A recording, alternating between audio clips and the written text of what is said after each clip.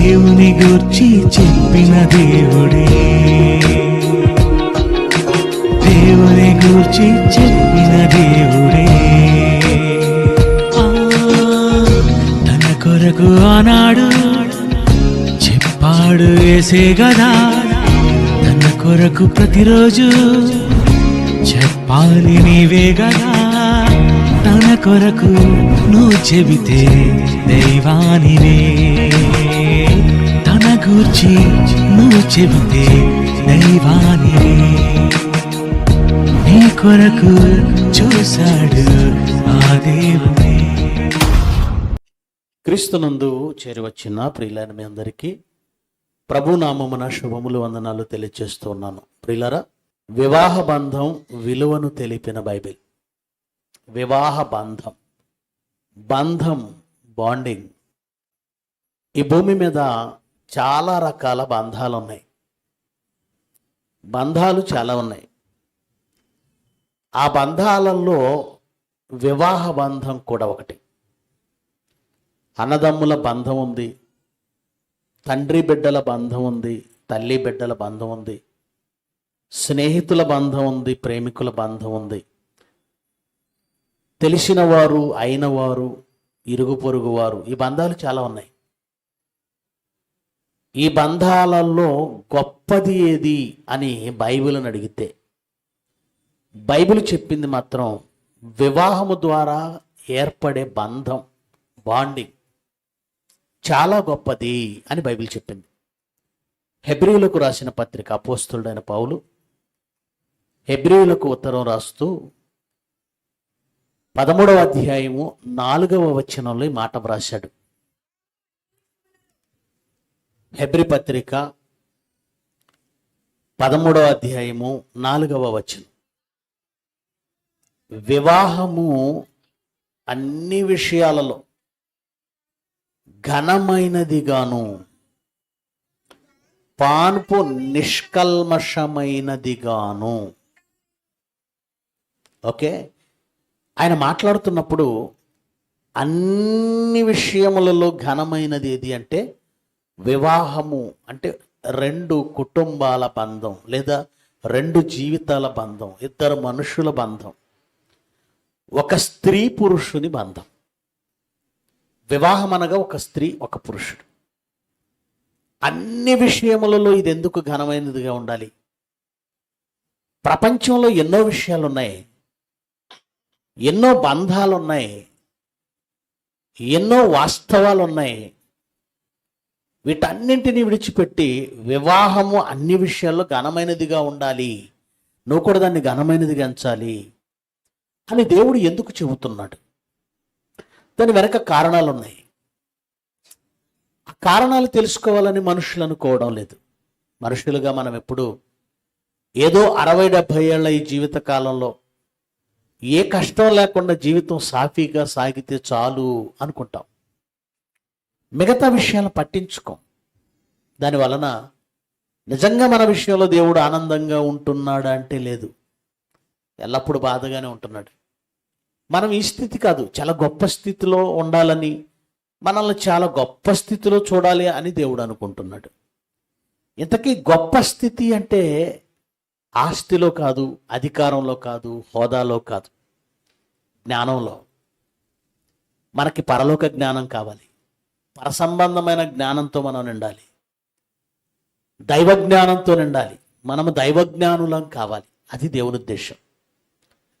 ఎప్పుడైతే దైవ జ్ఞానంపై మనకు ఒక అవగాహన, పట్టు వస్తుందో అప్పుడు దేవుడు చేసిన ప్రతి దానిపై మనకంటూ ఒక అవగాహన ఉంటుంది. దేవుని జ్ఞానంపై మనకు పట్టు లేదనుకోండి, దేవుడు చేసిన ప్రణాళిక మీద కూడా పట్టు ఉండదు. అసలు ఆయన ఎందుకు వివాహ బంధం ఏర్పరిచాడో, బంధాన్ని ఎందుకు గొప్పదన్నాడు, ఇవేవి మనం పట్టించుకోం. మనకు సంతోషం ఉన్నంత వరకు, లేదా మనం ఆనందించేంత వరకు, మనకు ఇబ్బంది లేనంత వరకు మనం దేవుడిచ్చిన వాటిని అనుభవిస్తూ ముందుకు వెళతాం. ఆహారాన్ని ఇచ్చాడు ప్రకృతిలో, ఆహారం వల్ల కడుపు నిండుతుంది, తృప్తి కలుగుతుంది, రుచికరంగా ఉంది. అది తింటాం, స్వీకరిస్తాం. కానీ దేవుడు ఎందుకు ఇచ్చాడు అని ఆలోచించు. మన మనస్సుని, మన శరీరాన్ని తృప్తిపరిచే పానీయాలు ఈ ప్రకృతిలో చాలా ఉన్నాయి. అవి మనకు రుచికరంగా ఉన్నాయి, ఆనందాన్ని ఇస్తున్నాయి, త్రాగుతాం. కానీ ఎందుకు దేవుడు ఇచ్చాడు, మనం ఎందుకు త్రాగాలి ఆలోచించు. వివాహము మనకు ఉపయోగకరంగా ఉంది, సంతోషాన్ని ఇచ్చేదిగా ఉంది కొంతవరకు. అందుకే వివాహం కూడా చేసుకుంటున్నాం. కానీ ఎందుకు ఈ బంధం పెట్టాడు అని మాత్రం ఆలోచించు. చెప్పేవాళ్ళు కూడా లేరు. ఒకవేళ చెప్పినా కూడా ఆ బంధాన్ని అందరూ శరీర సంబంధమైన కోరికల కొరకు అని మాత్రమే చెప్పారు. ఎవరు చెప్పినా, బయట వాళ్ళ లేదా భూమి మీద ఇతర మతస్థుల, చివరికి సేవకుల, అంటే ఎవరిని చూసినా వివాహం అంటే యవ్వనమునకు వచ్చిన ఇద్దరు పురుషుడు, అంటే ఇద్దరు స్త్రీ పురుషులు, ఒక యవ్వన స్త్రీ, ఒక యవ్వన పురుషుడు, వారి యవ్వనంలో కలుగు కోరికలను న్యాయంగా తీర్చుకొనుటకు దేవుడు ఏర్పాటు చేసిన కార్యక్రమం అని ఒక చిన్న కోణంలో వివాహాన్ని చూస్తున్నారు. దాని వలన ముఖ్యంగా వాక్యంపై అవగాహన లేకపోవడం వలన నేటి కాలంలో వివాహానికి విలువ తగ్గింది, వివాహ బంధానికి విలువ తగ్గింది. చెప్పాలంటే అసలు విలువ లేకుండా పోయింది. ఒక వీడియో క్లిప్ మీకు వేస్తారు. ఒక నటి, ఆవిడ ఒక నటి. Biggest fear marriage. ఇంకా అంత చేసుకోవద్దని డిసైడ్ అయిపోయారా? ఫియర్ రా బాబు. చేసుకోరా? ఎక్స్పెక్ట్ చేయలేమో నెక్స్ట్ ఇయర్ ఏజ్ అయిపోతుంది. మరి ఏజ్ అయిపోవాలని కోరుకుంటున్నాను, ఇంకెప్పుడు చేసుకోకూడదు. ఓకే ఇంకా మ్యారేజ్ అయితే ఎక్స్పెక్ట్ చేయకూడదు అంటున్నారు. Kids and all you can expect. ఏ సుష్మిత సేన్కి లేరా? తను ఇప్పుడు పెళ్లి చేసుకుంది. టెస్ట్ ట్యూబ్ అలా ఎందుకు పుడతారా బాబు, నాకు ఇంకా 5 ఏళ్ళ టైం ఉంది. పుట్టించుకుంటా. ఓకే, లివ్ ఇన్ రిలేషన్షిప్ అంటున్నారు. Live in relationship, love. I will be in love. I won't be in marriage. I will be in love. Okay, live in relationship మీద మీ ఒపీనియన్? ఇప్పుడు వచ్చిన క్వశ్చన్ ఇది. Just live in relationship in నా opinion it's pretty much like a marriage. నువ్వు ఒక మనిషితో ఉండగలిగితే అది marriage. I don't think it should be called anything else. చాలా మంది లివ్ ఇన్ లో ఉన్నాము తర్వాత పెళ్లి చేసుకున్నాను అంటే మీరు ఆల్రెడీ పెళ్లి చేసుకుని ఉన్నారు అని చెప్పాలనిపిస్తుంది. సిగ్గుపడుతున్నట్టు కానీ ఇబ్బంది పడుతున్నట్టు కానీ ఏమన్నా కనిపించింది ఆ ఫేస్లో మీకు? చాలా ప్రౌడ్గా, చాలా గర్వంగా ఏం చెబుతుంది అని అంటే లివ్ ఇన్ రిలేషన్షిప్ అట, లివ్ ఇన్ రిలేషన్షిప్ అట, లైక్ మ్యారేజ్ అనట. ఒక అమ్మాయి అబ్బాయి కలిసి ఉండడం అంటే మ్యారేజ్ లాంటిదే, పెళ్ళే అది. ఎంతవరకు అంటే పిల్లలు పుట్టేంతవరకు. ఈ మధ్యకాలంలో సుప్రీంకోర్టు ఒక తీర్పిచ్చింది. పెళ్ళయి భార్య ఉన్నా ఇంకొకరిని ప్రేమించటం తప్పేం కాదట. పెళ్ళై భర్త ఉన్నా ఇంకొకరిని ప్రేమించడం తప్పేం కాదట. ఇది ఒక అత్యున్నత న్యాయస్థానం తీర్పుగా ఇవ్వడం, దేశానికి ఒక స్టేట్మెంట్గా రిలీజ్ చేయటం. అసలు వ్యవస్థ ఎటు వెళ్ళిపోతుంది ఆలోచిస్తుంటే భ్రష్టు పట్టిపోతుంది. అంతకంటే ఘోరమైన పదాలు ఇక లేవేమో తెలుగు భాషలో. అంత ఘోరంగా మారిపోతున్నారు. ఎందుకు వివాహ బంధం యొక్క విలువ లేదు ఈరోజు సమాజానికి? ఎందుకు తెలియటం లేదు, ఎందుకు అర్థం కావటం లేదు అంటే పెళ్ళి అంటే యవ్వనంలో వచ్చే కోరికలను తీర్చుకునే ఒక న్యాయసమ్మతమైన బంధం అనేదే ఆలోచిస్తున్నారు. అంతకు మించి దాని వెనక ఏముందో, ప్రణాళిక ఏంటో మనుషులు పట్టించుకోవడం లేదు. పిల్లరా, మనం ఆలోచన చేద్దాం. ఎందుకంటే ఈ సమాజం బాగుంది అంటే, ఈ సమాజం ఇంకా ఉంది అంటే, మానవ సమాజం ఇంకా బ్రతికుంది అంటే కారణం మనం, క్రైస్తవులుగా మనమే. సంఘం ఈ ప్రపంచంలో ఉంది గనుకనే దేవుడు ఇంకా ప్రపంచాన్ని ఉంచుతున్నాడు. లేదంటే ఘోరంగా చెడిపోయింది ప్రపంచం. భయంకరమైన పరిస్థితులు అండి, భయంకరమైన పరిస్థితులు సమాజంలో.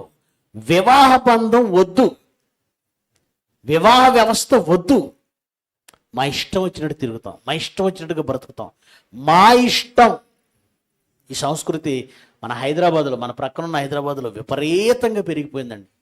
చెప్పాలంటే ఎంతవరకు వెళ్ళిపోయిందంటే అద్దెకు బాయ్ ఫ్రెండ్స్ అట. ఆ న్యూస్ మీకు చూపిద్దాం అనుకున్నాను.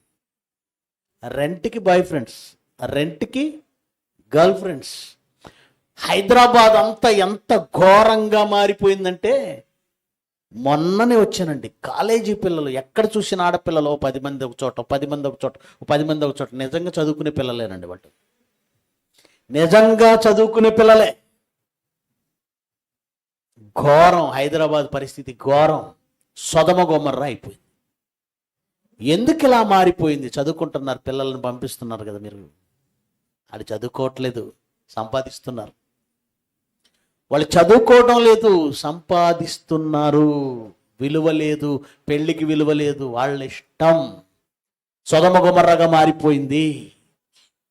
ఆ విలువను కాపాడేవాడు ఈ సమాజంలో బైబిల్ తెలిసిన క్రైస్తవుడు మాత్రమే.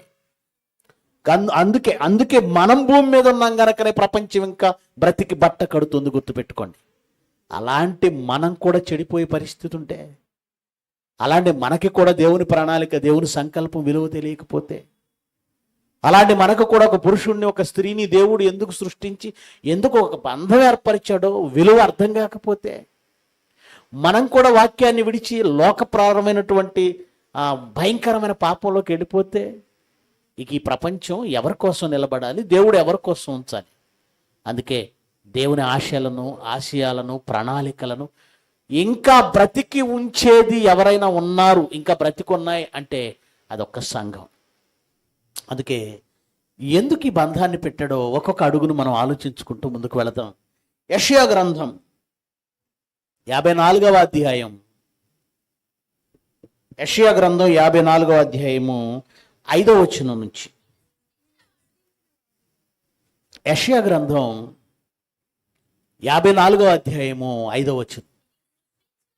నిన్ను సృష్టించినవాడు నీకు భర్త అయి ఉన్నాడు. ఈ మాట చాలా ఆశ్చర్యపరిచిందండి.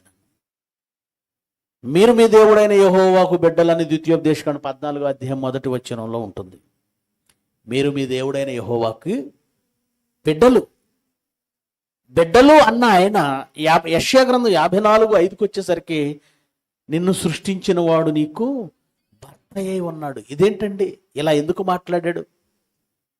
ఈ పదాలు మాత్రమే తెలిసిన వాళ్ళు దీన్ని అపార్థం చేసుకుంటారండి. ఈ మధ్యకాలంలో ప్రసన్న బోల్డ్ ఒక ఆవిడ ఉందండి, ఆవిడ పాటలో ఎదుటి వారికి అర్థం కాకుండా ఉంటాయి. ఆమె మీనింగ్ కరెక్టే కావచ్చు, కానీ ప్రజెంటేషన్ తప్పు. ఆమె మీనింగ్ కొన్నిసార్లు పాటలో కరెక్ట్గా ఉంటుంది, కానీ ఆ ప్రజెంటేషన్లో చూసావా ఆమె హోయలు, ఆమె ఎక్స్ప్రెషన్స్, ఆ వల్గారిటీ, దానివల్ల మొత్తం పోతుంది, కొట్టుకుపోతుంది. తెలుసును డాడీ, తెలుసును పప్పా, విన్నారా? దీని గురించి ట్రోల్స్ ట్రోల్స్ ట్రోల్స్ ట్రోల్స్. తెలుసును డాడీ అంది. ఇంకొక పాటలో నేనేమో ప్రియురాలిని ఏసే నా ప్రియుడు అనగానే వెనకాల కూడా అమ్మ బాబోయ్ అని వస్తున్నాడు. ఈ పాట ఏమో డాడీ అంది, ఇక్కడికి వచ్చేసరికి ఏముంది? నేనేం ప్రియురాలిని, ఆయనేమో ప్రియుడు అంది. ఈ బంధాలేంటి? తండ్రి అని అంది, డాడీ అంది, ఇంతలోనే నా ప్రియుడు అంటుంది. ఈ అర్థం కాక జుట్టు పీక్కొని మనకి పిచ్చి పట్టింది అనుకుంటున్నా. ఎందుకు ఇలా? ఒక సందర్భంలో తండ్రి అని, ఒక సందర్భంలో భర్త అని దేవుడు ఇలా ఎందుకు రాయించాడు? అదే దేవుడు మరలా నేను రాజుని, మీరు నా ప్రజలు అంటాడు. నేను గొర్రెల కాపరిని, నేను మేపు గొర్రెలు అంటాడు. ఇలా ఎందుకు మాట్లాడుతున్నాడు? ఆయన మహాజ్ఞాని, మతిలేక మాట్లాడడం లేదు. మనమే సరిగా పరిశోధించక, అర్థం కాక దేవుడు ఎందుకు ఇలా మాట్లాడాడు తెలుసుకోలేకపోతున్నాం. ఆలోచిద్దాం. తండ్రి అయిన వాడు, మనకు తండ్రి అయిన వాడు, ఆయన ఆత్మను కదా మనం పంచుకుని పుట్టాం. అలాంటప్పుడు ఎందుకు నిన్ను సృష్టించిన వాడు నీకు భర్త అయి ఉన్నాడని ఎందుకు మాట్లాడాలి? ఎందుకు మాట్లాడాలో, భర్త అనడానికి, భార్య అనడానికి, ఆ బంధానికి దేవుడిచ్చిన వాల్యూ ఏంటో, విలువేంటో ఒక్కొక్క విషయాన్ని ముందుకు తీసుకెళ్తాను. నేను జాగ్రత్తగా వినాల్సి ఉండండి, ఎందుకంటే పాఠం ఇది, ప్రసంగం కాదు, పాఠం ఇది. జాగ్రత్తగా వినాలి. ఎందుకు దేవునికి ఉన్న ఆలోచన ఏంటి? భార్య భర్త బంధం ఎందుకు పెట్టాడు? తనను కూడా ఒక భర్తగా, తనను ఆ సంఘాన్ని ఒక భార్యగా ఎందుకు ఆలోచిస్తున్నాడు? భర్త భార్య అనగానే మనం అన్ని సిగ్గుపడిపోతూ ఉంటాం. పెళ్ళైన తర్వాత భార్య భర్తలు ఇద్దరిని తీసుకొస్తారు కదండి. ఇంట్లోకి వచ్చేటప్పుడట హైందవ సోదరుల సాంప్రదాయాలు మనం కూడా చేస్తాంలేండి. మనం అన్నీ చేస్తాం. చర్చిలో చేయాల్సినవి చేస్తాం, ఇంట్లో చేయాల్సినవి చేస్తాం, బయట చేయాల్సినవి చేస్తాం, అన్నింట్లో ఉంటాం. ఆల్రౌండర్స్ మనం, అన్నింటిలో ఉంటాం. ఇంతకీ ఏం చేస్తారంటే ఇంట్లోకి వచ్చేటప్పుడు భర్త పేరు భార్య చెప్పాలట, భార్య పేరు భర్త చెప్పాలట. ఏం చెప్పాలి? ఏం చెప్తారు? వీడు టకటక చెప్పేస్తాడు, ఎందుకంటే వీడు సిగ్గుపడ్డాం. వీడు టక చెప్పేస్తాడు. కానీ ఆ అమ్మాయి మాత్రం సిగ్గుపడాలి. నిజంగా మనసులో సిగ్గుందో లేదో తెలియదు, కానీ చుట్టూ ఉన్న వాళ్ళ కోసం మాత్రం నటించాలి. ఫాస్ట్గా చెప్పేసింది అనుకోండి తిడతారు. ఏమీ సిగ్గు లేకుండా అలా మాట్లాడుతున్నావు, కొంచెం సిగ్గుపడు. గనుక లేని సిగ్గును తెచ్చుకొని మరి సిగ్గుపడుతూ ఉంటుంది. ఎందుకు? భర్త అనగానే ఎందుకు సిగ్గుపడాలి?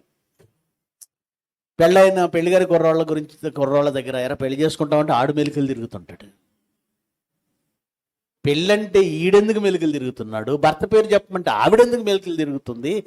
ఎందుకు అంటే పెళ్ళి, భర్త, భార్య అనగానే వీళ్ళ చెడిపోయిన మనసుకు వచ్చేది ఒక్కటే, అదే శరీర కోరిక. చెప్పాలంటే సెక్స్. భార్య పేరు భర్త చెప్పడానికి, భర్త పేరు భార్య చెప్పడానికి ఎందుకు మెలికలు తిరుగుతున్నారు? భార్యాభర్తల బంధం అంటే ఇక అదేనా? అదా? భర్త అనే బంధం, భార్య అనే బంధం చాలా విస్తృతమైన అర్థం కలిగిన బంధం. అది చాలా విశాలమైన భావాలు కలిగిన బంధం. అది చెప్పాలంటే భర్త అన్న పదానికి ఇంకొక పదం ఉందండి, పర్యాయ పదం. మీరు ఎప్పుడైనా అప్లికేషన్ ఫిలప్ చేయడానికి, స్కూల్ అప్లికేషన్ కావచ్చు, లేదంటే జాబ్ అప్లికేషన్ కావచ్చు, ఏదైనా కావచ్చు, అప్లికేషన్ ఫిలప్ చేస్తున్నప్పుడు తండ్రి లేక సంరక్షకుడు, విన్నారా ఎప్పుడైనా? తండ్రి లేక సంరక్షకుడు. ఈ కాలం వదిలేయండి. భర్త లేక తండ్రి లేక సంరక్షకుడు అన్నారు. ఇక్కడికి వచ్చేసరికి ఏమన్నారు? భర్త లేక. అదేంటి తండ్రి లేక సంరక్షకుడు అంటే? బాగుంది. తండ్రి లేకపోతే తండ్రి స్థానంలో సంరక్షకుడు ఉంటాడు. సంరక్షకుడు అంటే అన్న కావచ్చు, బాబాయ్ కావచ్చు, పెదనాన్న కావచ్చు, మామయ్య కావచ్చు, ఎవరో తండ్రి స్థానంలో ఉన్నారు. అందుకే అతనికి ఏమని పేరు పెట్టారు? సంరక్షకుడు. ఇక్కడ భర్త అని కాలం ఇచ్చారు. ఒకవేళ భర్త లేకపోతే ఎవరి పేరు పెడుతున్నారు? ఎవరి పేరు? సంరక్షకుడు. సంరక్షకుడు అంటే ఇక్కడ మీరు జాగ్రత్తగా ఆలోచిస్తే తండ్రి ఏ బాధ్యత తీసుకున్నాడో సంరక్షకుడుగా ఉన్నవాడు అదే బాధ్యత తీసుకుంటున్నాడు. అంతే కదా? అందుకే కదా తండ్రి లేదా సంరక్షకుడు అన్న. భర్త అని రాసిన తర్వాత సంరక్షకుడు పేరు ఎందుకు రాశారు అంటే భర్త కూడా సంరక్షకుడే. మర్చిపోవద్దు, భర్త కూడా ఎవరు? సంరక్షకుడే. నువ్వు భర్త అనగానే కేవలం శరీర బంధము, శరీర కోరికలు ఈ కోణంలో చూడడం వలన భార్యాభర్తల బంధం అంటే ఇక అదే కదా అనుకుంటున్నావు నువ్వు. అందరూ అదే కోణాలు చెబుతున్నారు. యవ్వన కోరికలు తీర్చుకోవడానికి దేవుడు ఏదో పెట్టేశాడు బంధం అని ప్రసంగాలు చేసేవాళ్ళు కూడా అదే ప్రసంగం. నరుడు ఒంటరిగా ఉండుట మంచిది కాదు, నరుడు ఒంటరిగా ఉండు మంచిది కాదంటే చెడిపోతాడు అని దేవుడు ఒక బంధాన్ని పెట్టాడు. ఇవన్నీ తప్పండి. భర్త అంటే సంరక్షకుడు. సంరక్షకుడు అంటే పోషిస్తాడు. సంరక్షకుడు అంటే కాపాడుతాడు. సంరక్షకుడు అంటే ప్రేమిస్తాడు. సంరక్షకుడు అంటే బాధ్యత తీసుకుంటాడు. సంరక్షకుడు అంటే భరిస్తాడు. సంరక్షకుడు అంటే ప్రతి విషయంలో ఆలన పాలన చూస్తాడు. అర్థమైందా? అందుకే ఎఫెసీ పత్రికకు వచ్చేసరికి 5వ అధ్యాయంలో భర్తకున్న బాధ్యతల గురించి ఏం మాట్లాడుతున్నాడు చూడండి. ఎఫెసీ పత్రిక 5వ అధ్యాయము భర్తకున్న బాధ్యతల గురించి ఏం మాట్లాడుతున్నాడు చూడండి. 28వ వచనం, 25 నుంచి చదువు. 25 నుంచి, పురుషులారా మీరు మీ భార్యలను ప్రేమించండి. ప్రేమించండి, మరలా చెబుతున్నాను, భార్యలను ప్రేమించండి. అటువలనే క్రీస్తు కూడా సంఘమును ప్రేమించాడు. సంఘాన్ని ప్రేమించాడు ఆయన కూడా అంటున్నాడు. సంఘాన్ని ప్రేమించాడంటే ఎలా ప్రేమించాడండి? యేసుక్రీస్తు సంఘాన్ని ప్రేమించాడు. అటువల్ల మీరు కూడా నీ భార్యలను ప్రేమించగలరు. క్రీస్తు సంఘాన్ని ఎలా ప్రేమించాడు చెప్పండి? ప్రాణం పెట్టాడు. క్రీస్తు ప్రేమకు అర్థం ఏంటి? అర్థం ఏంటి? యోహాను గారు రాసిన మొదటి పత్రిక 3వ అధ్యాయం 16వ వచనం మీకు వెంటనే కనెక్ట్ అయిపోవాలి. దేవుని ప్రేమకు నిర్వచనం ఎక్కడుంది? మొదటి యోహాను పత్రిక 3వ అధ్యాయం 16వ వచనం. దేవుడి ప్రేమకు నిర్వచనం అది. అసలు ప్రేమకు నిర్వచనం అది. ఆయన మన నిమిత్తం తన ప్రాణం పెట్టాడు గనుక దీని వలన ప్రేమ అంటే ఏంటి, ఎలాంటిది అని మనం తెలుసుకొనుచున్నాం. ప్రేమ అంటే ఏంటని తెలుసుకోవాలంటే యేసుక్రీస్తు ప్రాణం పెట్టాడు. చూడండి, అదే ప్రేమ అన్నట్టు. ప్రేమ అంటే ప్రాణం పెట్టాలి. క్రీస్తు సంఘం కొరకు ప్రాణం పెట్టాడు. ప్రేమ అంటే కనబడేటువంటి పై రూపాన్ని చూసి ప్రేమించేది కాదు. పాటలు చూసారా? మోహపు చూపని నీ కన్ను చెడిందైతే నీ దేహం అంతా చీకటిగా ఉంటుందన్న మాటకు మోహపు చూపు. రోడ్డు మీద పోయేవాళ్ళు ఏమన్నా కంటి చూపుతోనే ఏంటది? Love at first sight. Sight అంటే గుడ్డా చూపా? Love at first sight. Sight అంటే చూపు అనిలేండి. ఏమండి, చూడగానే కనబడేది ఏంటి? మనసా, రూపమా? గడ్డి వలె పైకి ఎండిపోయే రూపం. కొంతసేపు కనబడి అంతలోనే మాడిపోతుందే, వడగాలి కొట్టగానే ఎండిపోతుంది. గడ్డి పువ్వు లాంటి అందం. పై రూపాన్ని చూస్తున్నాడు, లవ్ ఎట్ ఫస్ట్ సైట్ అంటున్నాడు. ప్రేమ అంటే అది కాదండి. దక్కలేదని యాసిడ్ పోసేవాడు ఒకడు, కత్తితో పొడిచేవాడు ఒకడు, వెంటబడి నరికేవాడు ఒకడు, ప్రాణాలు తీసేవాడు ఒకడు. ఎంత ఘోరంగా ప్రాణాలు తీస్తున్నారండి. ప్రేమ ప్రాణం తీయదు. ఏం చేస్తుంది? ప్రాణం పెడుతుంది. భర్త అనేవాడు ప్రాణం తీయడు. బంధం గురించి మాట్లాడుతున్నాను. బంధాన్ని దేవుడు ఎందుకు గొప్ప చేశాడో మాట్లాడుతున్నాను. భర్త అనేవాడు ప్రాణం పెడతాడు. భర్త అనేవాడు ప్రాణం పెడతాడు. పెట్టాలి, దేవుడు నేర్పాడు. భర్త అనేవాడు ప్రాణం పెట్టాలి, దేవుడు అదే నేర్పుతున్నాడు. అదే బయటవాడు ప్రాణం తీస్తాడు, ప్రాణం పెట్టడు. భర్తకి ఏమి నేర్పిస్తున్నాడు దేవుడు? అటువలే పురుషులారా మీరు మీ భార్యలను ప్రేమించండి. ఎలా ప్రేమించాలంటే క్రీస్తు కూడా సంఘమును ప్రేమించి అది కళంకమైనను మొడతైనను అటిది మరేదైనను లేక ఉండునట్లు పరిశుద్ధమైనదిగా నిర్దోషమైనదిగా మహిమగల సంఘంగా ఉండటానికి ఆయన తన ఎదుట దాన్ని నిలబెట్టుకొనవలనని ప్రాణము పెట్టాడు. ఆయన ప్రాణం పెట్టాడు అంటే భర్త భార్యల మధ్య ప్రేమ ప్రాణం పెట్టేంత గొప్పది. అలా ఉండాలి. ప్రేమ అంత గొప్పది, బంధం అంత గొప్పది. అంటే భర్త అనగానే మీకేం గుర్తుకు రావాలి? శరీర బంధాల. భర్త అనగానే ఏం గుర్తుకు రావాలి? ఆయనతో శరీర సంబంధమైన చనువా, శరీర కోరికలా? కాదు.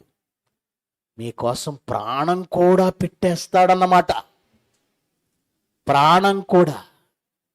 ఒక ఇన్సిడెంట్ మీకు చెప్తానండి. సిద్ధాంతం దగ్గర ఒక ఊరుందండి, నేను వెళ్ళాను. అది మట్టపర్తివాని పాలెం. నేను వెళ్ళానండి. ఆ మట్టపర్తివాని పాలెం అనే ఆ గ్రామంలో ఒక ఆవిడ ఉందండి. ఆమె పేరు శిరీష. ఇది సుమారుగా ఒక సంఘటన జరిగింది. సుమారుగా ఒక 10 ఏళ్ళు అవుతుంది. హైదరాబాదులో ఆమె ఉంటుంది. వాళ్ళ ఆయన వంట పని చేస్తాడు. ఆమె బ్యూటీషియన్ అంటే తెలుసుగా, పెళ్ళిళ్ళు కానీ కార్యక్రమాలు కానీ మేకప్ వేస్తుంది అనమాట. పెళ్లి కూతురికి కానీ ఏమండి ఈ కార్యక్రమాలు ఎవరు జరిగిస్తున్నారు వాళ్ళందరికీ బ్యూటీషియన్. ఈ బ్యూటీషియన్ అవటం వలన రాత్రి వేళ కార్యక్రమాలకు ఎక్కువ వెళ్ళిపోతుంది రాత్రి వేళ కార్యక్రమాలకి.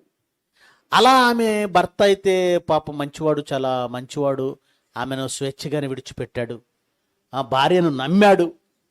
తను వంట పనికి వెళ్ళేవాడు, ఇంట్లో పిల్లలతో పడుకునేవాడు. ఆమె లేట్ నైట్లైనా పార్టీలు, ఫంక్షన్లు, ఎందుకంటే పెద్ద పెద్ద ఫంక్షన్లు కొన్ని వేల రూపాయలకి, లక్షల రూపాయలకు కూడా ఒప్పుకుంటుంది. మధ్యలో మేకప్ పోతే మళ్ళీ పెళ్లి కూతురు పెళ్ళయ్యేంత వరకు మళ్ళీ మేకప్ చేస్తూ ఉండాలి. ఈ క్రమంలో ఆమె కొంతమందితో తప్పుడు స్నేహం చేయటం మొదలుపెట్టింది.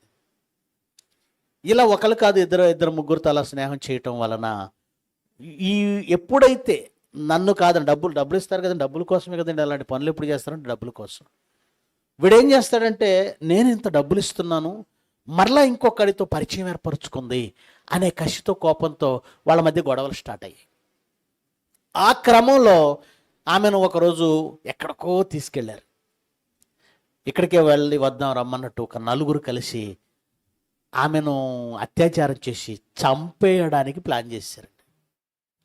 ఆమెకు అర్థమైపోయింది, ఎక్కడో ఊరి బయట హైదరాబాద్ శివార్లలో ఎక్కడో తెలియదు, చాలా దూరం ఆ గెస్ట్ హౌస్ ఏదో ఉంది, దానికి ఒక సిఐ కూడా, సిఐఓ ఎస్ఐఓ తెలియదు, ఆయన కూడా అందులో ఇన్వాల్వ్ అయ్యి ఉన్నాడు. ఎప్పుడైతే ఇక తనను చంపేయడానికి వీళ్ళు ప్లాన్ చేశారు అనుకుందో అప్పుడండి లైవ్ లొకేషన్ సెండ్ చేస్తుంది. ఎవరికి? భర్తకి. ఎవరికి? ఎందుకో ఇప్పుడు కాపాడడానికి ఎవరు రావాలి? ఏ బంధం గొప్పది?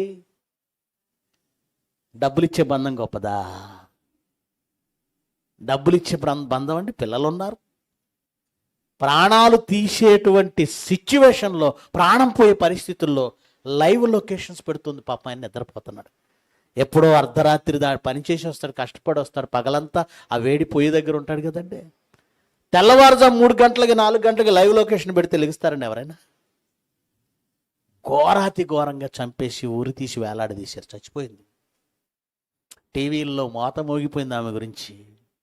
నేను ఆ ఊరు వెళ్ళిన తర్వాత మీ కన్వీనర్స్ అన్నారు, సార్ బ్యూటీషియన్ సిరీస్ గురించి విన్నాను సార్. ఈ ఇల్లే సార్ అన్నారు. ఇల్లు ఎలా ఉందో తెలుసా అంటే, మామూలుగా రేకులిల్లు ఇటుకలతో ఉంది, కానీ దానికి ప్లాస్టింగ్ అవ్వలేదు, సున్నం కూడా వేయలేదు, జస్ట్ ఆ కుంచుతో అలా అలా అలా ముద్రలు వేసుకుంటూ వెళ్ళారు, మచ్చలు మచ్చలు వేసుకుంటూ వెళ్ళారు. ఒక ఏసీ అయితే పెట్టేసి ఉంది. చూసారా, ఇక్కడ ఇల్లు అయితే అంత బాగోలేదు, కానీ ఇక్కడ నుంచి వెళ్ళిపోయి ఎక్కడ సంపాదించాలి? హైదరాబాద్. అక్కడికి వెళ్ళి సంపాదన సందడిలో ఒక విలువైన బంధాన్ని నిర్లక్ష్యం చేసింది, నిండు ప్రాణాలను పోగొట్టుకుంది. అంటే భర్త ప్రేమ క్రీస్తు ప్రేమ వంటిది. ప్రాణం తీసే సమయంలో ఎవరు గుర్తొచ్చారు? ఎందుకు గుర్తొచ్చాడు? సంరక్షకుడు, పోషకుడు, ప్రేమించేవాడు, ప్రాణానికి ప్రాణం అడ్డవేసేవాడు, నిన్నెవరైనా ఏమైనా అంటే రోషపడేవాడు, నీకేదైనా కష్టం వస్తే కన్నీళ్ళు పెట్టుకునేవాడు భర్త. భార్య.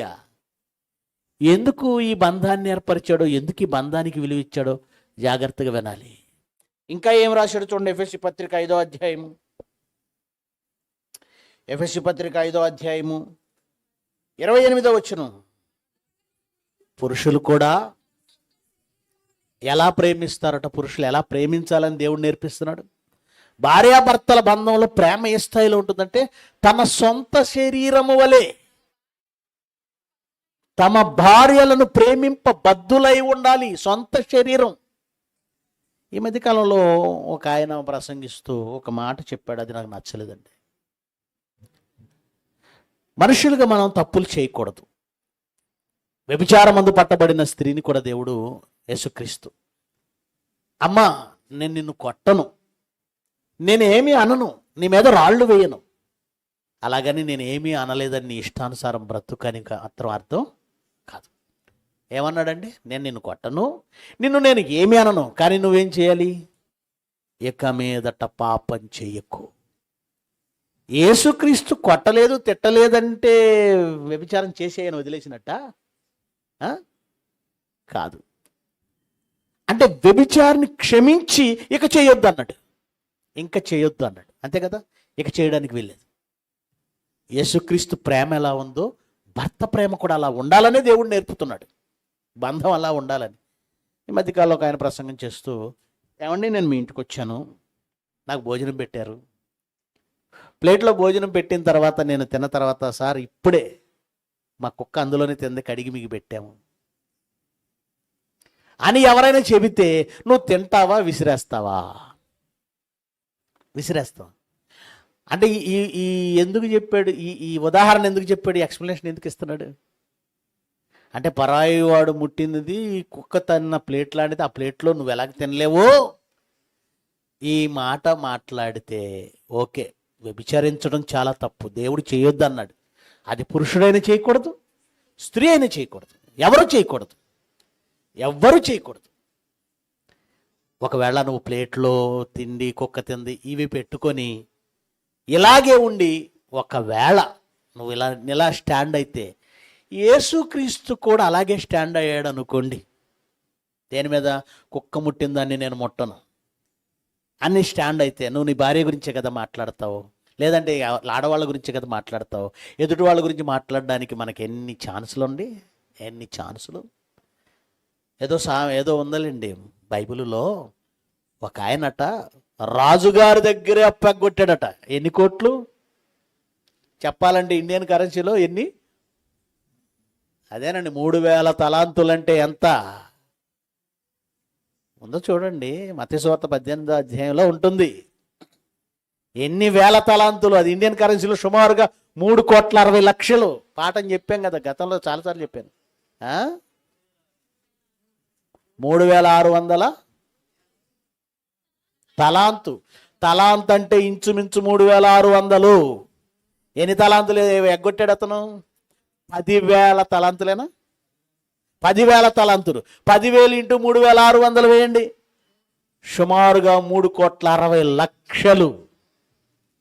3,60,00,000 ఎగ్గొట్టినటువంటి వ్యక్తిని రాజు ఏం చేశాడంటే కాళ్ళ వేళ్ళ పడుతున్నాడు. భార్య పిల్లలు కలిగినోడిని, నేనేమైపోతాను, నన్ను క్షమించు, నన్ను క్షమించని రాజుగారి కాళ్ళ వేళ్ళ పడితే రాజు ఏం చేశాడు? జాలిపడ్డాడు అతను చూసి. పోరా, వెళ్ళి బ్రతికిపో, భార్య పిల్లలతో బ్రతికిపో, ₹1 కూడా నువ్వు కట్టొద్దు, వెళ్ళిపో అన్నాడు. ఎన్ని కోట్లు? 3,60,00,000. ఏ రోజు అది? 2000 సంవత్సరాల క్రితం మాట. ఇప్పుడు 3,060 కోట్లు. ఆ రోజు ఉన్న 3,060 కోట్లు ఇప్పుడు చెప్పాలంటే ఎంత అవుతుంది? ఎన్ని కోట్లు అవుతుందండి? ఎన్ని కోటాను కోట్లు అవుతుంది? లక్షల కోట్లు. విడిచిపెడితే వాడట హ్యాపీగా బయటికి వెళ్ళాడు. బయటికి వెళ్తే ఆడికి ₹50 అప్పు ఉన్నవాడు కనపడ్డాడట. 100 దేనారాలు అంటే, దేనారం అంటే ₹1/2. కానీ వాడికి ఎవరు కనపడ్డాడు? 100 దేనారాలు అంటే ఒక ₹50 అప్పు. వాడి దగ్గరికి వెళ్ళి గొంతు పట్టుకున్నాడట ఏకంగా. ఇస్తావా చస్తావా? నువ్వు ఇవ్వనంటే ఇదిగో నువ్వు ఇచ్చేంత వరకు జైల్లో పడాయి. జైల్లో ఉంటే, బయట ఉంటేనైనా పని చేసి ఇస్తాడు, జైల్లో పడేస్తే ఇంకెక్కడ ఇస్తాడండి? జైల్లో వేసిస్తే అంటే వాడి భార్య పిల్లలు నానా తంటాలు పడి ఏదో చాకరీ చేసో ఎవరి కాళ్ళలో పట్టుకోనో డబ్బు తీసుకొచ్చి ఇచ్చేస్తారనేగా. ఏమండి, నిజంగా మాట చూస్తే 3,60,00,000 అప్పుని ఆ రోజుల్లో క్షమించాడు కదా. అది చూసి ఏమి నేర్చుకున్నాడు? ₹50 అప్పు ఉన్నవాడు గొంతు పట్టుకుంటావా? గొంతు పట్టుకుంటావా? యేసుక్రీస్తు నిన్ను ఏ విషయంలో క్షమించాడో, నిన్ను ఒక్క కుక్క కాదు నీ ప్లేట్లో ఎన్ని కుక్కలు నాకేయో. సాతాను ఎన్ని కుక్కలు. సాతాను కుక్క కాదా? వాడు ఒకడు లోనికి వస్తాడట ముందు, తర్వాత బయటికి వెళ్ళి ఎన్ని తినేస్తాడట? 7. మరి అన్ని కుక్కలు కదా? కుక్కలు దాకిన ప్లేట్ కదా నీ బతుకు, నా బ్రతుకు? యేసుక్రీస్తు అదే చెప్పాడు. కళంకమైనను, మచ్చైనను, మడతైనను. ఆయనేమో ఇది కుక్క తిన్న ప్లేట్ అని నిన్ను నన్ను వదిలేలా. ఆయన కడుక్కొని శుభ్రం చేసుకొని నిన్ను అంగీకరిస్తే, నీ 3,60,00,000 అప్పుని క్షమిస్తే, నువ్వు ఇప్పుడు పెద్ద నీతివంతుడవై ఇది కుక్క తిన్న ప్లేటు, పంది తిన్న ప్లేటు అంటున్నావు. అర్థమైందా నేను చెప్పింది? ప్రేమ అంటే ఆ క్షమ ఏ స్థాయికి వెళుతుందంటే, యేసుక్రీస్తు క్షమించాడే. మనమంతా వ్యభిచారులమే. డైరెక్ట్గా వెళ్ళి శరీర బంధం పెట్టుకొని అవసరం లేదు. కంటితో ఎన్ని వ్యభిచారాలు చేస్తాం మనకు తెలుసు. మోహపు చూపే. ఎప్పుడైతే మోహపు చూపుతో పురుషుడు స్త్రీని చూసిన, స్త్రీ పురుషుడిని చూసిన అంతే. ఆమె అప్పుడే, అతను అప్పుడే ఆమెతో, ఆమె అతనితో, అతను ఆమెతో వ్యభిచారం చేసిన వరగును. అయిపోయింది. ఏమండి, క్రీస్తు ప్రేమ ఇవన్నీ మర్చిపోయి కడుక్కుంది. అంటే భర్త ఎలా ఉండాలి, ఎలా ఉంటాడు, భర్త బంధం ఏంటి, వివాహ బంధం ఎందుకు గొప్పదో చెబుతున్నాను. దేవుడు ఎందుకు ఉంచాడో ఇలాగ చెబుతున్నాను. ఎందుకు మనల్ని ఇలా ఉండమన్నాడో చెబుతున్నాను. వివాహ బంధాన్ని ఇలా ఎందుకు తీర్చిదిద్దాడు? దేవుడు అనుకున్నట్టుగా, దేవుడు డిజైన్ చేసినట్లుగా, దేవుడు ప్రణాళికలో తాను రాసుకున్నట్లుగా ఈ బంధాలు ఉండటం లేదు. కారణం ఏంటి అంటే వాక్యపు విలువల్ని పట్టించుకోవట్లేదు మనిషి. కానీ నిజంగా ఆయన పెట్టిన బంధం ఎలా ఉంటుందంటే, ఇదిగో క్రీస్తు సంఘం విషయంలో చూపించే ప్రేమ భర్త భార్య విషయంలో చూపిస్తాడు. భర్త భార్య విషయం ఇంకా చెప్పాలంటే, దేవుడు దీని గురించి మాట్లాడుతూ మలాకీ గ్రంథం 2వ అధ్యాయం మలాకీ గ్రంథము 2వ అధ్యాయము ఏమండి 14వ వచనం నుంచి చదువుదాం.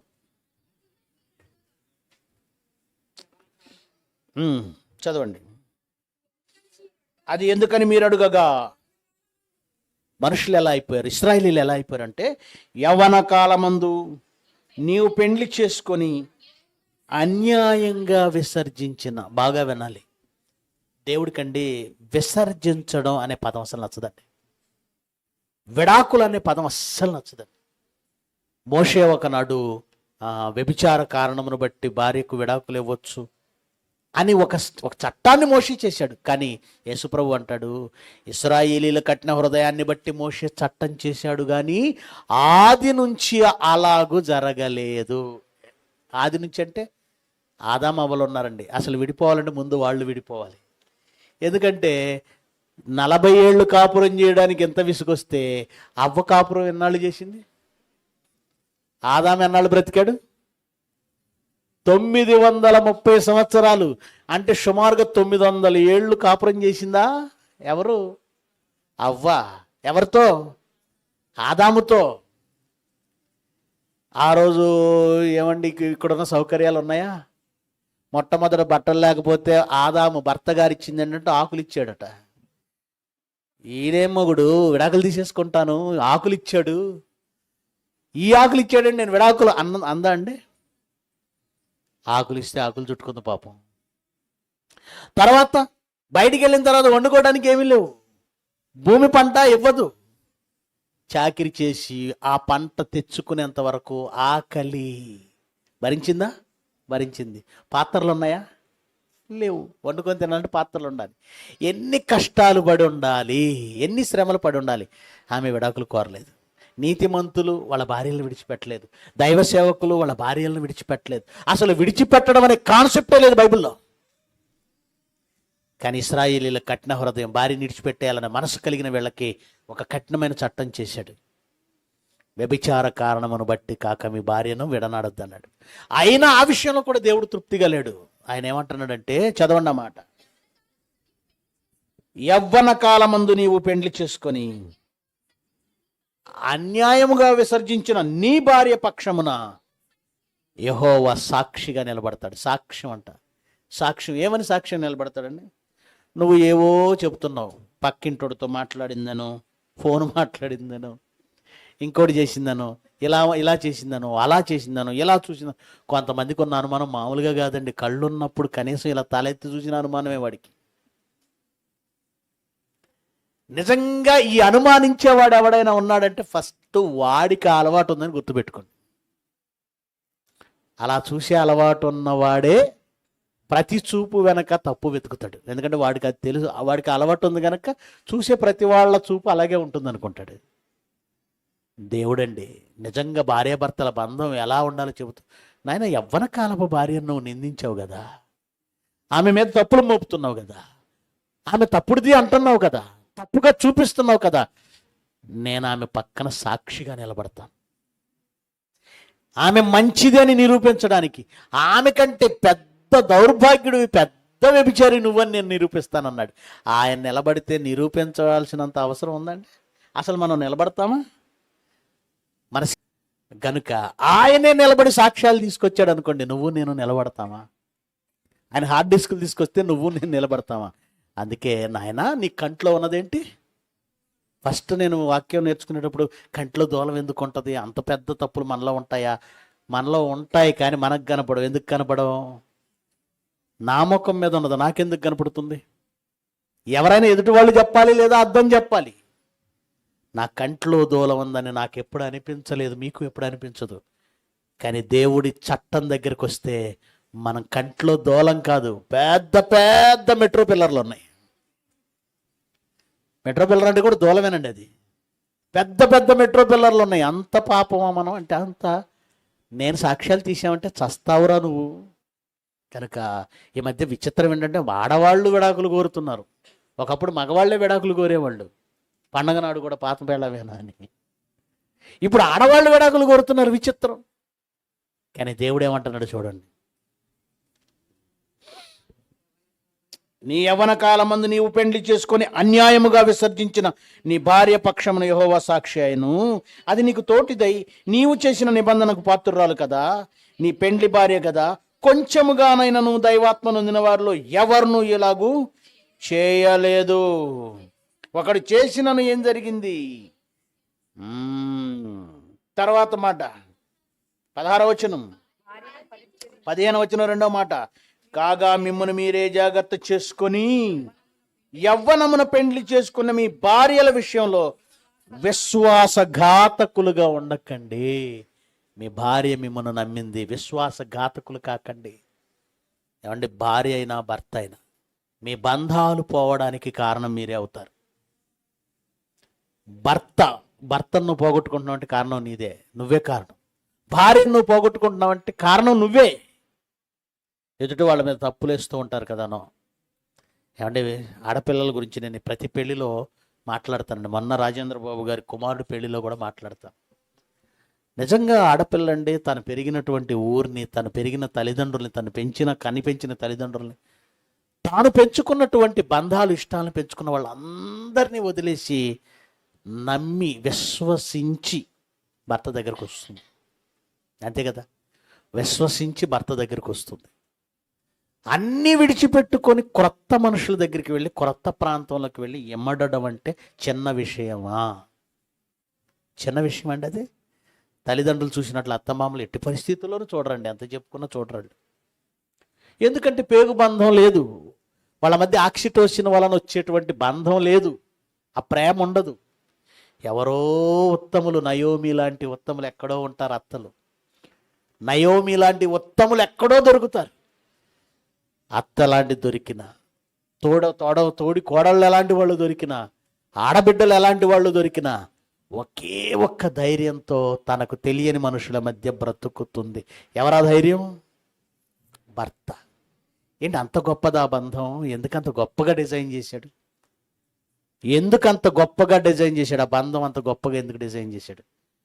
అది ఎందుకో తెలుసుకోకుండా చిన్న చిన్న విషయాలకి నీ భార్యను పరిత్యజిస్తావా? అది దైవాత్మ నొందిన వారిలో దైవాత్మ నొందాలి. ఇవన్నీ అర్థం కావాలంటే ఎవ్వరు చేయలేదు. నీ భార్య విషయంలో నువ్వు విశ్వాసఘాతకుడు అయ్యావు. ఆమె నమ్మకాన్ని నువ్వు వమ్ము చేశావు. ఆమె నిన్ను నమ్మి తన కుటుంబాన్ని వదిలేసింది, నిన్ను నమ్మి తన ప్రపంచం నువ్వనుకొని వచ్చింది. ఆమెను ఎలా విడిచిపెడతావు? నిజంగా అండి, భర్త సర్వస్వం అనుకొని భార్య రావడం, అలాగ భర్త భార్య సర్వస్వం అనుకొని వెళ్ళమనండి, అక్కడికి వెళ్ళమనండి చూద్దాం. ఇల్లరికంలో ఉంది మజానా ఏముందట, ఆడెవడో రాశాడండి. ఇల్లరికంలో ఏముందట, మజాగా వెళ్ళి చూడమని ఒకసారి ఉంటుంది. సారం మొత్తం తీస్తారు. మనం ఉండలేము, మనం అడ్జస్ట్ కాలేము. నిజంగా చెప్తాను, నా పెళ్ళైన తర్వాత మా అత్తగారింటి దగ్గర నాకు తెలిసి 10 సార్లు వెళ్ళానేమో. అంతకంటే పెళ్ళయి ఎన్నేళ్ళు? 15 ఏళ్ళు అవుతుంది. 10 సార్లు కూడా వెళ్ళి ఉన్నానండి. వెళ్ళినప్పుడు ప్రారంభంలో 2 రోజులు ఉన్నాను, మళ్ళీ లేనండి, ఉన్నానండి. 2 రోజులే, పెళ్ళైన కొత్తలో ఉంది. అందరూ 3 రోజులు అంటారు, 2 రోజులే. ఉండను, దేవుని పని, ఎక్కువ దేవుని పని, ఉండను. ఇప్పుడు కూడా వెళతాను, అలా విడిచిపెట్టేసి గంటలో తిరిగి వస్తాను. వాళ్ళు అలా ముఖం జారేస్తారా? ఉండను నేను కదా, అంతే. మనం ఉండలేం. అలాంటిది శాశ్వతంగా ఉండాలంటే ఈ బంధం ఎంత గొప్పదో మీరు బాగా ఆలోచించండి. ఎందుకు దేవుడు ఇలా డిజైన్ చేశాడు? ఏంటి కారణం? ఇకపోతే ఆడపిల్లల విషయం కూడా, భర్త విషయంలో స్త్రీ ఎలా ఉండాలో చెప్పడానికి పాత నిబంధనలో చాలా పాఠాలు పెట్టాడండి మనకి. అందులో రెబ్కా గురించి మనం ఆలోచిస్తే, అబ్రహాము తన కుమారుడు ఇస్సాకుకి భార్యను చూడాలి అనుకున్నాడు. నిజంగా అబ్రహాం యొక్క ఆలోచన, కోడల కోసం అతని అన్వేషణ అబ్బురపరిచిందండి, ఆశ్చర్యపరిచింది నన్ను. ఎందుకంటే అదేదో సెంటిమెంట్ లాగా కనిపించలేదు నాకు, అదేదో మూఢనమ్మకం లాగా కనిపించలేదు. ఒక పక్కా ప్రణాళికతో తన కొడుకుకి కోడల్ని చూస్తున్నాడు. ఏమంటున్నాడు ఒకసారి చూద్దాం. 24వ అధ్యాయము, ఆదికాండం 24వ అధ్యాయము 4వ వచనం నుంచి. తన సేవకుడు తన పెద్ద పాలేరు అనొచ్చు, పనివాడు అనొచ్చు, ఎలియాజర్ని పిలిపించాడు. పిలిపించి మాట్లాడుతున్నాడు. ఏమంటున్నాడు? నా స్వదేశమందున్న పైన మాట కూడా చూద్దాం. మూడో వచనం. నేను ఎవరి మధ్య కాపురం ఉన్నానో ఆ కనానీయుల కుమార్తెలలో ఒకదానిని నా కొడుకుకి భార్యగాను చేయకూడదు. నిజంగా అండి, ఇక్కడ ఇస్సాకు పెళ్ళయ్యేంత వరకు ఎవరిని ప్రేమించలేదండి. ఈ మధ్యకాలంలో దేవుని నీతి కానీ దేవుని క్రమం కానీ సమాజంలో కనబడకుండా పోతున్నాం. అందరూ ప్రేమ దోమ. ఇవి ప్రేమలు కాదండి. తనకు తండ్రి, ముసలివాడైన తండ్రి సంబంధం చూసినంత వరకు ఈ అమ్మాయి ఆ అమ్మాయి అనే ఉన్నవి తిరిగాడండి ఇస్సాకు. ఉత్తమమైన కుటుంబం. అబ్రహాము ఉత్తమమైన పంట.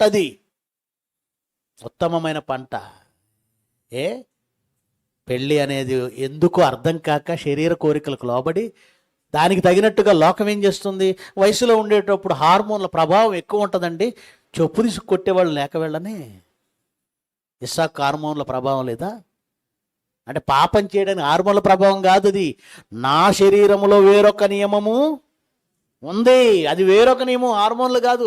వాటిని దైవ నియమం తొక్కి పెట్టేస్తుంది. ఏ హార్మోన్ అయినా నీలో దైవ నియమం ఉంటే శరీరాన్ని తొక్కి పట్టేస్తావు. దానిని అణిచి లోబరుచుకొనుచున్నాను. నా శరీరాన్ని నేనేం చేస్తున్నాను? శరీరము దయ్యానికి నిలయం, అది అలాగే అంటది. మరి నువ్వు వాక్యం నేర్చుకున్నావు కదా, నీ వాక్యం ఏం చేస్తుంది? ఎడిపోయింది. ఇస్సాకు తండ్రి చూసినంత వరకు మాట్లాడకుండా ఉన్నాడు. ఎలియాజర్ని పిలిచి, ఇదిగో ఈ కనాను కుమార్తెలు ఉన్నారే, ఎందుకు? వీళ్ళేంటో, వీళ్ళ బ్రతుకులేంటో, వీళ్ళ ఆచారాలేంటో వద్దు, నా జనులలో అన్నాడు. చూడండి, నా స్వదేశమందున్న నా బంధువుల యొద్దకు వెళ్ళి ఇస్సాకును నా కుమారునికి భార్యను తెచ్చున్నట్లు ఆకాశం యొక్క దేవుడును భూమి యొక్క దేవుడని యెహోవా జీవము తోడని నా చేత ప్రమాణం చేయించదను. నీ చేత ప్రమాణం చేస్తాను, నీ చేత ప్రమాణం చేయించదు. అదేంటండి, అబ్రహాం సొంత వాళ్ళని కోరుకున్నాడు. ఆయనకు కూడా క్యాస్ట్ ఫీలింగ్ ఉందా, లేదంటే స్వాభిమానం ఉందా అనుకోకండి. ఆయన ఎందుకు ఆలోచించాడు తెలుసా? కనానీయులు ఎలాంటి వాళ్ళో లేవి కాండంలో 18-19 అధ్యాయాలు చూడండి. కనానీయులు ఎలాంటి వాళ్ళో చదవండి. ఒక నిమిషం చదివితేనే మీకు అర్థమవుతుంది. కొత్త వాళ్ళు కూడా ఉన్నారు కదా, ఎందుకు వద్దన్నాడో లేవి కాండం చదవండి. 18వ అధ్యాయము 6వ వచనం నుంచి చదువుతారా? 6వ వచనం నుంచి, మీలో ఎవరిను రక్త సంబంధికుల మానచ్ఛాదము తీయటకు వారిని సమీపించకూడదు. రక్త సంబంధికులతో కూడేటువంటి సంస్కృతి కనానీయులకు ఉంది. రక్త సంబంధికులు అంటే అన్నా చెల్లెళ్ళు, ఏమంటే తండ్రి కూతుళ్ళు, అలాంటివి అన్నమాట సంబంధాలు వాళ్ళవి. నీ తండ్రికి మానచ్ఛాదముగా ఉన్న నీ తల్లి మానచ్ఛాదమును, తల్లితో కూడా తప్పు చేసే దౌర్భాగ్యపు స్థితి అల్లది. అందుకే రెండవ వచనం నుంచి చూడండి, 3వ వచనం, మీరు నివసించిన ఐగుప్తు దేశాచారముల చొప్పున మీరు చేయకూడదు. నేను మిమ్మల్ని రప్పించుచున్న కనాను దేశాచారముల చొప్పున మీరు చేయకూడదు. వారి కట్టడలను బట్టి నడవకూడదు. మీరు నా విధులను గైకొనవలెను. వారు ఎలాంటి వారు అని అంటే, పైన 24వ వచనం, కిందకు వచ్చేసరికి 24వ వచనం అదే అధ్యాయం. వీటిలో దేని వలనైనా అపవిత్రత, వీటిలో అని పైన చెప్పినవి చదివితే మీకు గొంతు తడారిపోతుంది. అన్ని చెప్పాడు వాళ్ళు చేసేటువంటి ఘోరాలు. వీటిలో దేని వలన నేను అపవిత్రత కలుగు చేసుకొనకూడదు. నేను మీ ఎదుట నుండి వెళ్ళగొట్టుచున్న జనములు వాటన్నింటి వలన అపవిత్రులైరి. వేటన్నిటి వలన? తండ్రి భార్యను కూడతాడట, తండ్రికి రెండో భార్య పిన్నిని కూడతాడట, చెల్లిని కూడతాడట, జంతువులతో సంపర్కాలట. ఎవరు? కనానీయులు. అందుకే అబ్రహాం ఏం చేశాడంటే, వీళ్ళెవ్వరు వద్దు, ఉత్తమమైన జాతి నా కుటుంబాలు ఉన్నాయి. ఎలాంటి కుటుంబాలు? అబ్రహాం కుటుంబాలు పద్ధతి గల కుటుంబాలు, ఉత్తమమైన కుటుంబాలు అవి. దేవుడు నడువు అనగానే దేవుడు నీకు చెప్పాడు గనక వెళ్ళు. అడ్డు పెట్టని కుటుంబాలు అవి, మంచి సాంప్రదాయం కలిగిన కుటుంబాలు అవి. అంటే మనము పిల్లలకు వివాహం చేసేటప్పుడు ఏం చూడాలి? అమ్మాయి మెడలో బంగారం ఉందా, అమ్మాయి పొత్తడి బొమ్మలా ఉందా లేదా చూస్తారండి. బంగారపు బొమ్మలా ఉందా లేదా. పెళ్లి చూపుల్లో ఆ పక్కింటోళ్ళ బంగారం, ఎదుటింటోళ్ళ బంగారం, అందరి బంగారం వేసి అమ్మోరులా కూర్చోబెడతారేమని. అది చూసేసి ఈ బంగారం అంతా మా ఇంటికి వస్తుందని భ్రమపడకు. మా చుట్టాల్లో ఒకళ్ళది అలాగే జరిగింది. మేము పెళ్లి చూపుల్లో చూసిన బంగారం అంతా అమ్మాయికి వేసి ఎందుకు పంపలేదని గొడవాడారు మా వాళ్ళే. గొడవ అయితే పెద్దలు వెళ్ళి సర్ది చెప్పి, చూసారా, అంటే మనకు అమ్మాయి ఎప్పుడు నచ్చుతుంది? బంగారం బొమ్మలా కనపడాలి బంగారం వేసుకొని, లేదంటే అందంగా కనపడాలి. ఈ అందం వెనక ఎన్ని బాంబులు కత్తులు మనసులో ఉన్నాయి తెలియదు వీళ్ళకి. ఈ అందం అనే ఈ రంపం ఎంతమంది గుండెల్లో కోసి వచ్చిందో తెలియదు వీళ్ళకి, ఎంతమంది జీవితాల్లో ఆరిపోచ్చిందో తెలియదు. అందంగా కనపడితే చేసేసుకుంటావా? ఇంకా డేంజర్. డబ్బుంటే చేసుకుంటావా? ఇంకా డేంజర్. గుణం గురించి ఎవరు ఆలోచిస్తారు? గుణం గురించి ఎవరండి ఆలోచిస్తారు? పంపించాడండి, నువ్వు వెళ్ళు, నా దేశం నా స్వజనుల దగ్గరికి వెళ్ళు, అక్కడ నేను చెప్పినట్లుగా నువ్వు చేయాలి. ఏం చేయాలి?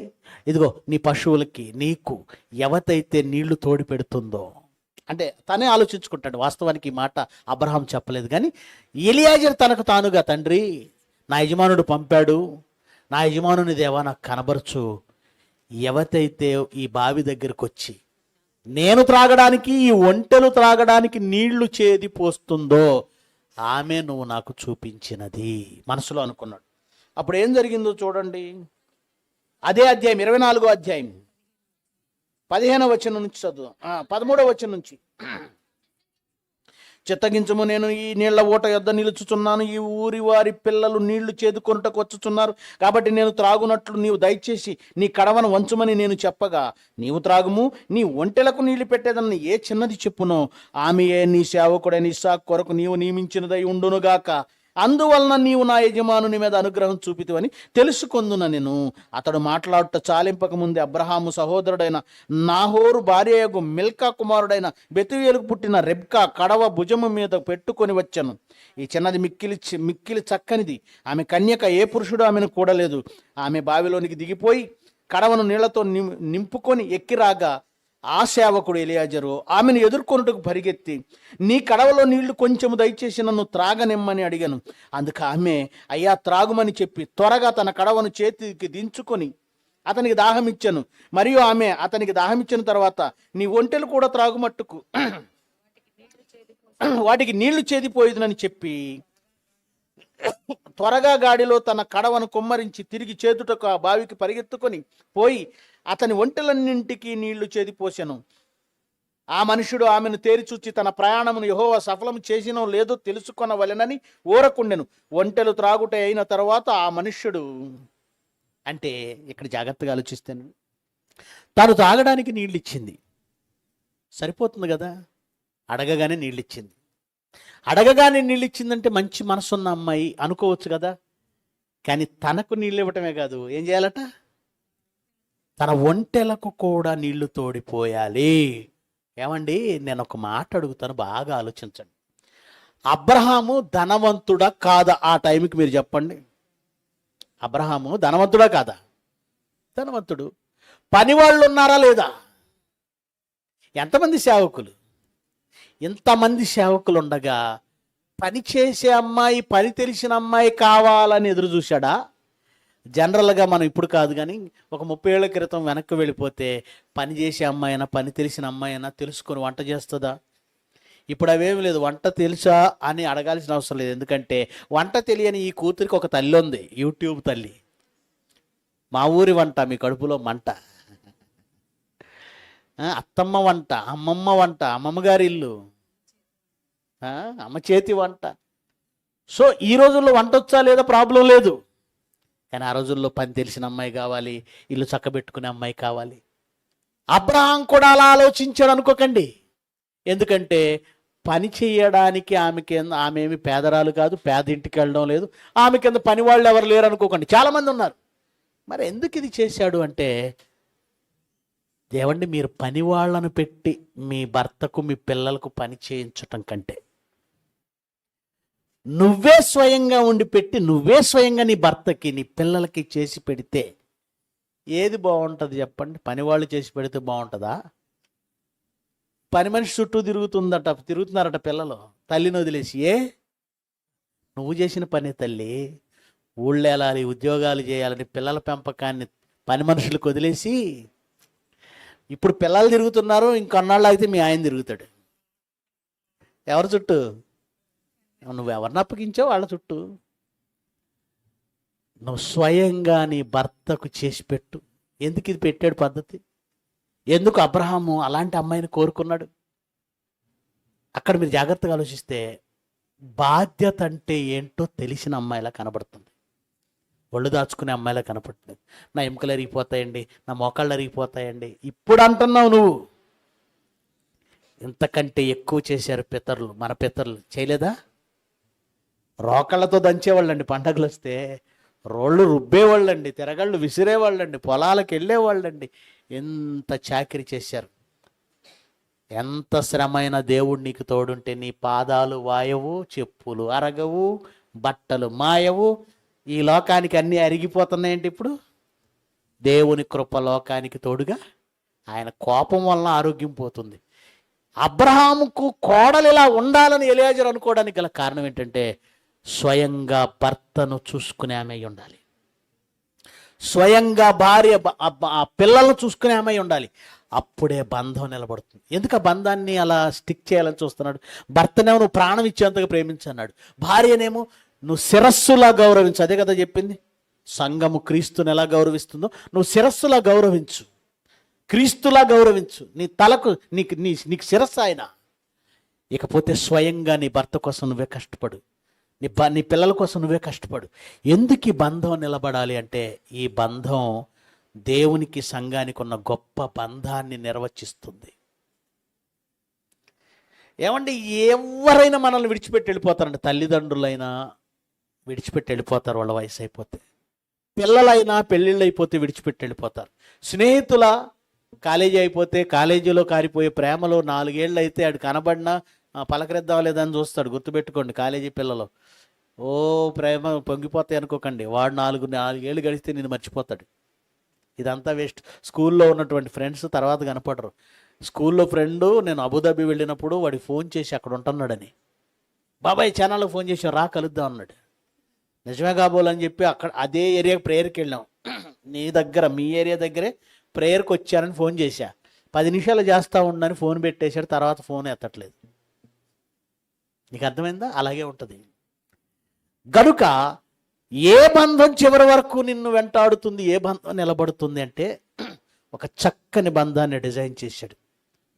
తల్లిదండ్రులు వదిలేసిన, పుట్టిన వాళ్ళు వదిలేసిన, కడుపును పుట్టిన వాళ్ళు వదిలేసిన, తోడ పుట్టిన వాళ్ళు వదిలేసిన, స్నేహితులు వదిలేసిన, వదలకూడని ఒక బంధం డిజైన్ చేశాడు. అదే భార్యాభర్తల బంధం, చచ్చిపోయేంత వరకు. మధ్యకాలంలో కొన్ని వీడియోలు నేను ముసలి వాళ్ళు ఇద్దరే ఉన్నారు పాపం, ఒకరికొకళ్ళు సహాయం చేసుకుంటూ, ఒకరికొకళ్ళు ఆదరించుకుంటూ, ఒకళ్ళ మీద ఒకళ్ళు ప్రేమ చూపించుకుంటూ.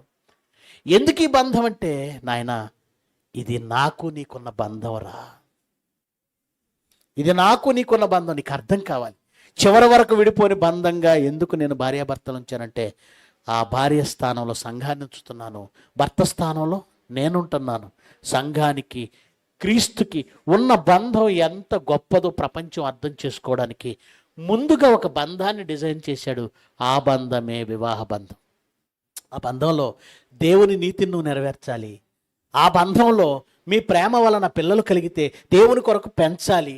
ఆ బంధంలో మీరిరువురు కలిసి దేవుని పని చేయాలి. ఆ బంధంలో దేవుని నామ ఘనత కొరకు బ్రతకాలి. ఆ బంధంలో మీకు సంతోషాలు దేవుడు ఇచ్చాడు, ఆ బంధంలో మీకు ఆనందాలు ఇచ్చాడు. ఆ బంధమే శాశ్వతంగా నిలిచేలా చేశాడు. ఇది క్రీస్తుకి సంఘానికి ఉన్న బంధం గనుక నాయన ఈ బంధాన్ని చాలా విలువైనదిగా చూడండి, చులకనగా చూడకండి అని దేవుడు చెబితే, కుక్కకు లేదు, నక్కకు లేదు పెళ్ళాచారం, జంతువులకు లేదు, పక్షులకు లేదు, మాకెందుకు ఈ పెళ్ళి తంట, ఇదొక మంట, నేను జీవితాంతం వాళ్ళకి చెయ్యాలా అని ఆడపిల్లలు, జీవితాంతం దాన్ని భరించాలా అని మగపిల్లలు. ఈరోజు దేవుని సంకల్పానికి పూర్తి భిన్నంగా అపవాది సమాజాన్ని మార్చేసింది. దేవుని పిల్లలారా మీరు జాగ్రత్త. లోక సంబంధమైన ప్రేమలో లేదా శరీరంలో కలిగే తప్పుడు కోరికలో వాటికి బానిసలై పెళ్ళిని ఆ కోణంలో చూడకండి. పెళ్ళి అనేది చాలా పవిత్రమైన బంధం, బలమైన బంధం. అది దేవునికి సంఘానికి ఉన్న బంధాన్ని తెలిపే పవిత్ర బంధం. అందుకే దేవుడేమన్నాడు, వివాహము అన్ని విషయములలో ఘనమైనది. దేవుడు సంఘాన్ని విడిచిపెడితే ఎంత భయంకరంగా ఉంటుందో, పురుషుడు భార్యను విడిచిపెట్టినా భార్య పురుషుని విడిచిపెట్టినా అంతే భయంకరంగా ఉంటుంది. కనుక ఆ బంధంలో పరిత్యాగ పత్రిక అనేది దేవుడికి ఇష్టమే ఉండదు. అందుకే మలాకీలో ఏమన్నాడు? చివరిగా మాట చూపించుకొని ముగించుకుందాం. మలాకీ గ్రంథం 2వ అధ్యాయం 16వ వచనం, భార్యను పరిత్యజించుట నాకు అసహ్యమైన క్రియ. భార్యను విడిచిపెట్టడం నాకు అసహ్యం.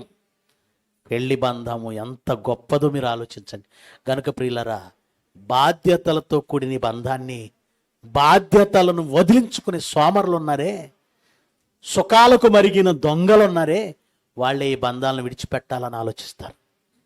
లోక సంబంధమైన పాపాలకు అలవాటు పడిన వాళ్ళు ఉన్నారే, వాళ్ళే ఈ బంధాన్ని వదిలించుకోవాలని తప్పుడు ఆలోచనలతో ఉంటారు. క్రీస్తు మనల్ని విడిచిపెట్టాలనుకుంటే మనలో ఎన్ని పాపాలు ఉన్నాయి, ఎన్ని తప్పులు. మనల్ని క్రీస్తు క్షమించలేదా? ఎదుటివారిని మనం క్షమించలేమా? ఆలోచించండి. క్షమించలేమా? 3,60,00,000 వర్త్ విలువ చేసే పాపాన్ని మనం చేసి ₹50 పాపం చేసిన వాడి గొంతు పట్టుకుందామా? ఆలోచించండి. గనుక పవిత్రమైన ఈ బంధం విలువను దేవుడు చాలా గొప్పగా చెప్పాడు. విలువ లేనిదిగా మనం మార్చకూడదు. ఓకేనా? ప్రార్థన చేసుకుందాం. మహోన్నతుడవగు మా తండ్రి, లేఖనాల సారం ఎంత గొప్పదో, వాస్తవాలు మేము లేఖనాల నుంచి ఆలోచించాం. ఒక వివాహ బంధం వెనుక మీకున్న ఆలోచనలన్నీ చూసాం. ఒక పురుషుడికి ఇచ్చిన బాధ్యత, ఒక స్త్రీకి ఇచ్చిన బాధ్యత, దాని వెనక మీరు చెప్పాలనుకున్నది. స్త్రీ పురుషుల బంధం ఎంత గొప్పదో, దేవునికి సంఘానికి ఉన్న బంధం అంత గొప్పది. భర్త అనగానే పోషించేవాడు, సంరక్షించేవాడు, కాపాడేవాడు, అన్ని లక్షణాలు కలిగిన మీరు ఒక భర్త వలె సంఘాన్ని సంరక్షిస్తున్నారు. ఈ నిజాలు ప్రపంచం అర్థం చేసుకోవాలి. అందుకే మీరు ఏర్పాటు చేసిన ఈ పవిత్రమైన బంధానికి మచ్చ తెచ్చేలా మేము ప్రవర్తించకూడదు. చెడిపోయిన సమాజంలో వెలుగొందు దివ్యలుగా, ఉత్తములుగా ఈ ప్రపంచంలో కనబడే నీతి సూర్యులుగా మమ్మల్ని నిలబెట్టండి. సంఘాన్ని జ్ఞాపకం చేసుకోండి. యేసుక్రీస్తు వారి ప్రశస్తమైన నామమున ఈ ప్రార్థన సమర్పిస్తున్నాము తండ్రి. ఆమెన్. మీ అందరికీ వందనాలు.